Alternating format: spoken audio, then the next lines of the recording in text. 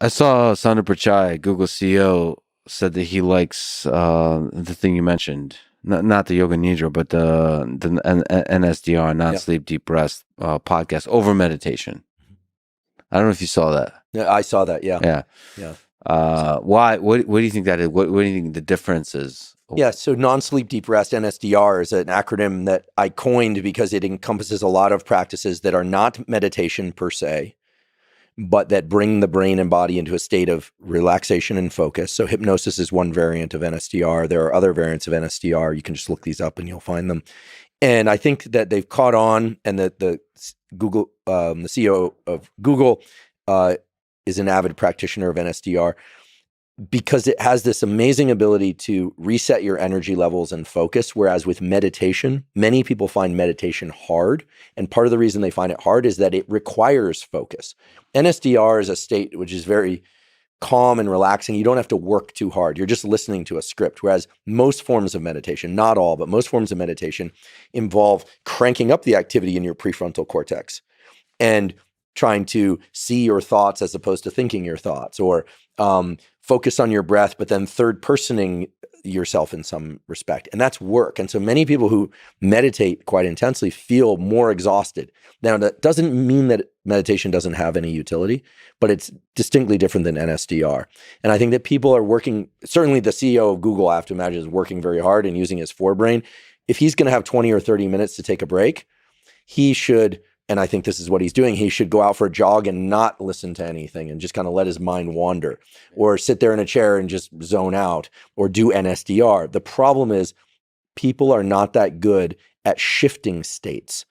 We are all actually pretty good at, even people with severe ADHD, we had an episode about this, can become hyper-focused on things that they actually enjoy.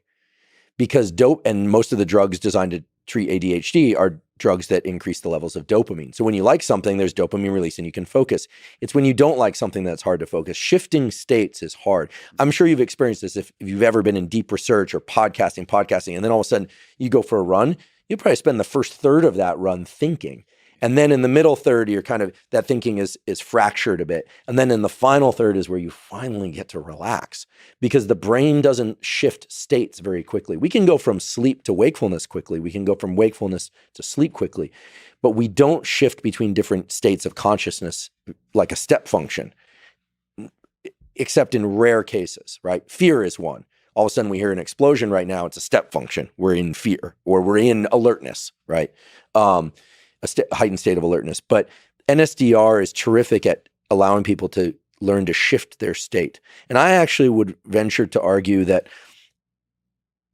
part of the value of meditation and exercise is the actual state that you get into in deep meditation or exercise. But just as valuable is the transition that you have to take yourself through from one state of mind to the other and then back again.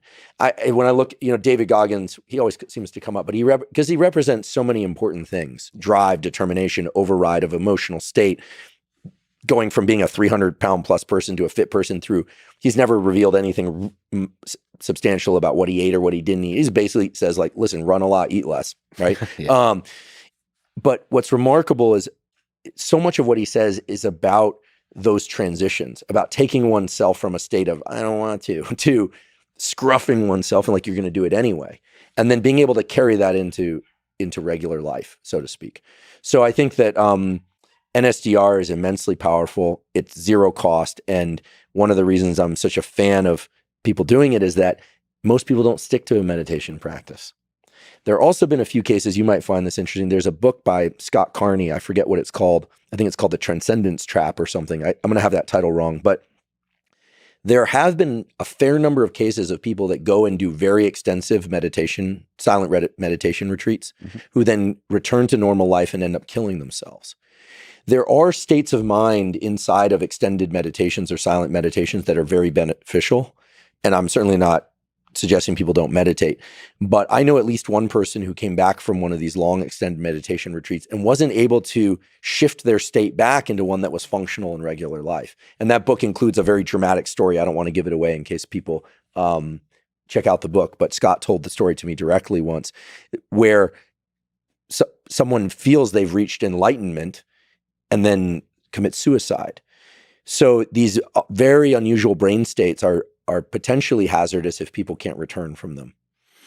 So it's nice to focus not on those brain states, but instead on the shifting. Right. I do. This morning I woke up a little bit earlier than I would have liked. I use this Reverie app that's research backed, REVERI.com. There's a free version of it, or you can try it for free. So I feel That's for comfortable hypnosis? for hypnosis. And I do a self-hypnosis to put me back into sleep. And if I can't sleep, to just put me into a state of deep relaxation. I would put hypnosis under the category of NSDR, Yoga Nidra under the category of NSDR. There are now some NSDR scripts online if you just go to YouTube that you can just listen to. And do you like those? I do. Yeah, I think the one from Made For is quite good. I have an affiliation with them, but it's free, so I feel comfortable mentioning it. I do. I really like the Reverie app. I can the more you do them, the more quickly you can shift your brain into a state of deep relaxation. I will sometimes stop mid podcast if it's sometimes our recordings go 7-8 hours, and I'll stop and I'll do a 1 minute hypnosis. They have 1 minute hypnosis inside Reverie. You're only going to find that 1 minute hypnosis is effective if you are routinely doing 10 and 15 minute hypnosis in addition to that. Meaning I do it every other day or so, a 10 or 15 minute. So is there a YouTube 1 minute hypnosis, or is this for the There are, but inside of Reverie as well. You can find them online. A really good pull it up, Sergey, please. Yeah, so Reverie's good. And then Michael Sealey, Sealey, he has some long hypnosis scripts. But again, these are all free. And there's a lot of good research now on the neural networks, and it shifts your so-called default mode network. It shifts how much of your forebrain you're using. And it also is very, very good at, I get so many questions about, hey, I'm really upset. I found out about my girlfriend's sexual past, or hey, I'm so upset. I found out that my boyfriend was cheating, or oh, so-and-so died. How do I get over these emotions? How do I deal with them? And hypnosis has shown to be very useful for people to learn to bring themselves into a state of deep relaxation, to literally project in their mind's eye these very intense things that they don't like. And then for people to associate with other emotions in their body, to learn to be calm while feeling your feelings, to dissociate the mind-body communication to some extent. Just observe the feelings. Observe them and start to associate them with positive experiences. You're an Android guy, so soon it should be available on Android.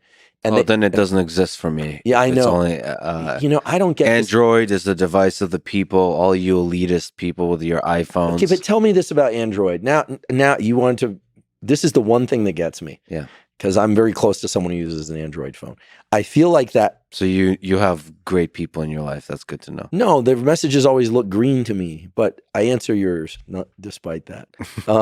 But I feel like the Android phones are very trigger happy. Like anything I touch does something, whereas the Apple phone is kind of built for like a macaque monkey to be able to operate, which is great for me because I'm more of a macaque monkey and you're a more sophisticated ape. Oh, I see. I think you have to be. They're more sensitive. You have to have. I've got fat fingers. I've got clumsy fingers. And the Android is too. Well, maybe you need to soften your touch. What I would do is go into the sort by most popular, because there's some older ones that I really like, and it generally scales with that. So I'll do this one, the hypnosis for clearing subconscious negativity. That's an hour-long one. The sleep and anxiety one, 40 minutes. But those you listen to as you fall asleep. As you fall asleep. Oh, we're going to do this now? Yeah, let's listen to it.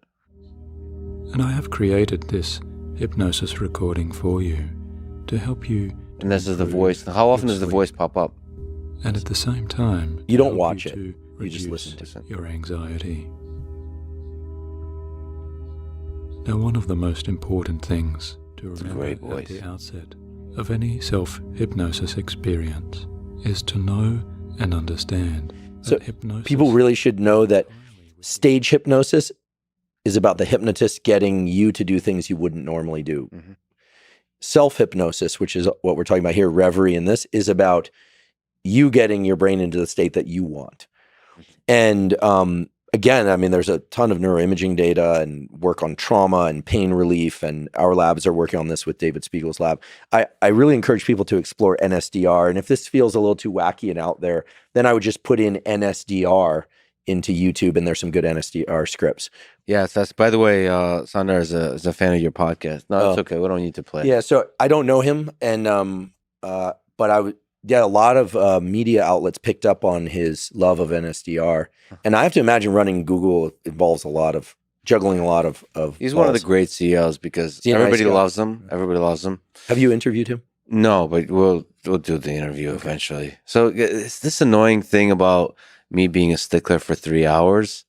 CEOs don't seem to understand, not understand, but it's scheduling. So what happens is Saunders said, yes, definitely, let's do it. I'm a fan of the podcast, is a fan of yours. And then it goes to his executive assistant, like, oh, let's find a slot. And then they immediately think, all right, well, 1 hour is good. Right, 45 minutes. 90 minutes? By Zoom? 90 minutes? Right. Yeah, right. Well, no, they know in person. I'm a stickler on that. But it's like, no, we need more. And it's so hard to. Do you still travel to do your podcast or generally? No, most people come down here. Most people, but for certain situations, obviously, like if you're in prison. Right. Or you're ahead of. Imagine if you get out on work furlough, that people have anklets so that they can go to on the Lex Fridman podcast. It probably happened. Exactly. Have you ever been in a prison? No. Either a visitation or on the inside. From my hike, I can see San Quentin. It's really weird that San Quentin and Alcatraz, Bay Area, beautiful. Everyone thinks there's the Bay and there's Alcatraz and San Quentin sitting right there. How does that make you feel? It's amazing how easy it is to overlook that they're there and forget that they're there. But when I drive by San Quentin, I think about it. I also think about the people who are in there who might be innocent. I've seen some of those episodes on Rogan and elsewhere. And Amanda Knox talks a lot about this, right? Whether or not you believe her story or not, I happen to believe her story personally based on what I know. I'm sure there are people who disagree with me. I think to myself, what it must be like to be in a cell and know in your heart's heart you didn't do it. I can't think of many things worse. That's so clearly unjust, but life is full of unjust things like this. Cruel things happen all the time. You lose a loved one for no good reason. You lose your job. You lose your home. Yeah, I've been talking to a lot of refugees now, and the war in Ukraine has really focused my mind to how much suffering there is in the world. And so just cruel things happen all the time, and people kind of, there's this suffering, and you kind of go on. You stick to the people really close to you. There's still love all around you. Traumatic events kind of focus your mind on the very practical, okay, how do we solve the problem? How do we escape? Let's solve survival, food, shelter, focus. Remember that book, All's Quiet on the Western Front by World War I? There's this line in there, I forget what it is, about how war is like the smell of a skunk. Like a little bit is actually is slightly, there's something slightly delicious of it, is what it says in the book. I happen to like the smell of ferrets and skunks and things. I had a pet ferret when I was a kid, and I like that musky scent. Most people it's repulsive to them. It's actually a gene, believe it or not. Some people have the gene that makes the musky scent repulsive. Some people love it. Let me ask you this. There's another gene. This is a fun one. Microwave popcorn smells good, neutral, or disgusting to you? Good, very good. There are people who have a gene that leads them to the perception that the smell of microwave popcorn that you find is good. It smells like putrid vomit to them. It's a particular gene variant, and they can smell certain elements within the microwave popcorn. It's prominent in France, this gene. And so in laboratories where you have a lot of French people, it's often said you're not allowed to make microwave popcorn. It smells putrid, disgusting. So a lot of it's in the perception of the beholder, right?